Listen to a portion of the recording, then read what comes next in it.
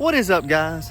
How are you doing? Today we are at the creek and we're about to do some creek fishing. We have one rod, we have like 2 baits, so we're just gonna try to catch some smallmouth. It has been so long since I've caught a smallmouth. It has probably been months since the last time I caught a smallmouth bass. So that is the goal today.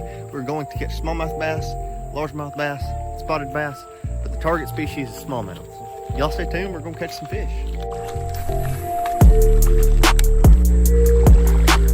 I hadn't been creek fishing in a while.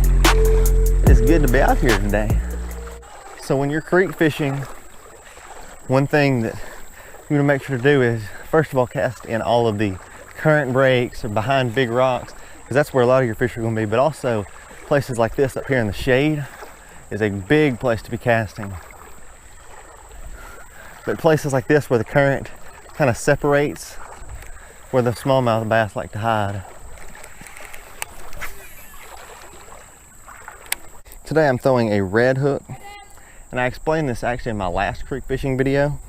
But the red hook, what it does is some people would agree and some people don't. It's just what you think, but I think it looks like a bleeding fish, and it may not, who knows. But I mean, I guess I don't think it can hurt anything. So that's why I use a red hook. And on this red hook, I am rigging it with this is a Zoom Super Fluke, and just Texas rigging it. This is, I believe, green pumpkin. It's either green pumpkin or watermelon, I can't remember. It's one of the two. Both are really good colors. Definitely my favorite creek fishing bait ever. So I'm looking here and I see this little tiny, it looks like a deeper hole over there actually. I'm just going to cast over there. I've actually got one on. There he is. I pretty much called that one. But that spot right there, that was a good looking spot. What is this? This is a largemouth. Number 1. Anyways, but that little spot over there, that's a good looking spot.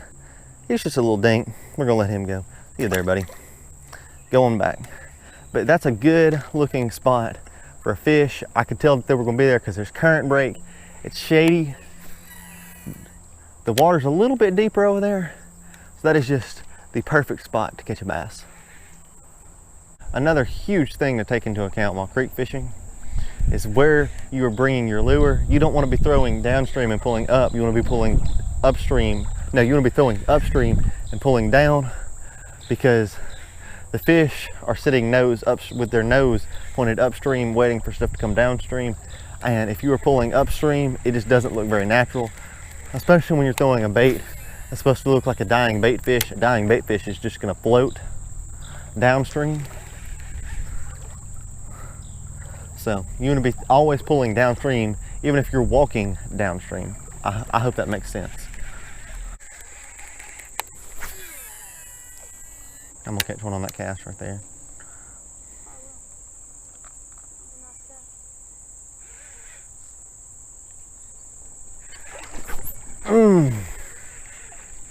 Missed him. Halfway grabbing it. Oh my word, he hit it like a topwater bait. Dude, that's a big old smallie too, dude. No, that's not a smallie. It's a largie, dude. It's a big old boy.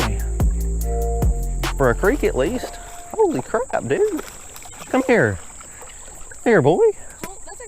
Dude, that is a tub, son. That's a 2 or 3. No, dude, I missed him the first time, and he came back and got seconds. Look at that, dude. Look at that belly. Oh my word, he is so healthy. He hit it like a topwater bait. Come here for smallies, and we catch what happens to be my favorite species, which is a largemouth, but still. See you, buddy. That is so cool. Look at him. Look, it's cool. You can just watch him swim off, and he's just out there.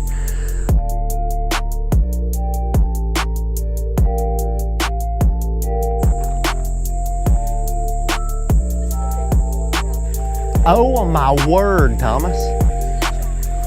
I mean, dude, that's probably the biggest one I've seen in this creek before. Oh no, maybe it's not. That's a big old smallie, dude. Get that dude. Oh my word, Thomas. That's a 3-pound smallmouth.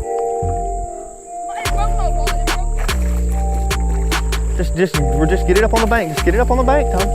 Oh my word, dude. Oh my word, it didn't break you, Roger. That is a big old boy. Man, and that is a cool sight watching him swim off. That is so cool. I mean, he's just, that is a cool species. I'm gonna take this moment to show you guys how good this little spot right here looks. I have not caught a fish here yet. I feel like I probably will, but you can actually see the current break here. You can see these bubbles as they're coming by here. I don't know where they're coming from, but you can actually see where the bubbles are coming by, and they're actually starting to spin around right there and create just a little eddy, just a pool of eddy water where the water is stale over, not stale, the water is still over there and it's flowing here, and that creates a perfect ambush spot for these smallmouth to sit and eat bait fish as they come by. So that is the perfect spot for a bass.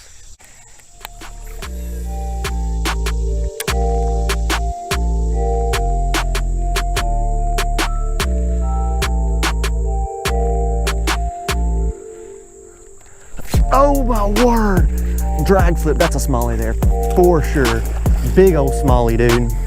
Holy crap, that was the coolest bite. I mean, I've had two amazing bites today. Please stay on, dude. Oh my word. Come here. So there's no bank to take him to grab him. I just have to grab him like this. Oh, he wasn't coming off. I'll take that back.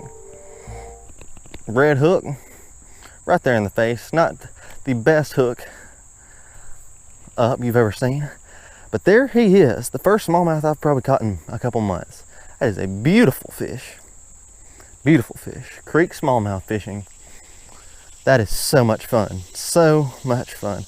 He came exactly out of that eddy I was talking about. I actually watched him.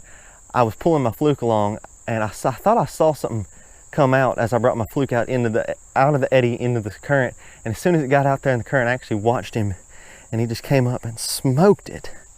There he is, guys. Beautiful, beautiful creek smallmouth. Let's see if I can film a release here. Oh, he swam between my legs. That's funny. Always make a cast right back to where you caught that fish, because you never then know, there could be another one sitting there. Sometimes catching a fish can actually trigger a feeding frenzy, and they will get into a feeding mood. When one eats, the other ones will eat if there are more there. So always, always, always, always, always make casts back to where you caught your fish.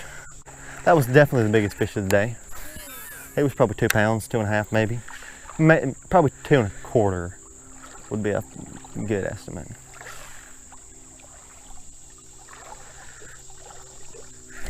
There he is, there's another one. Right back in that eddy where we caught that one right there.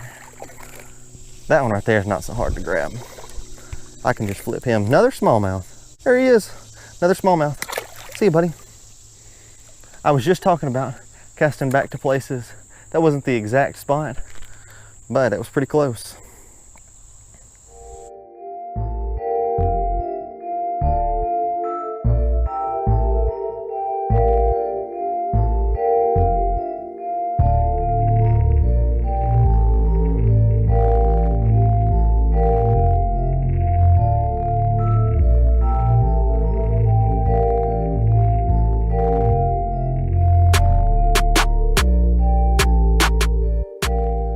Broke me off, dude.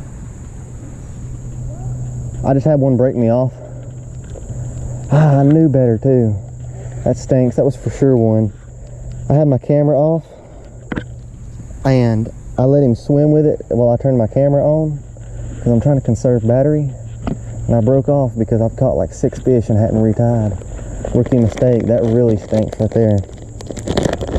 I'm gonna have to retie.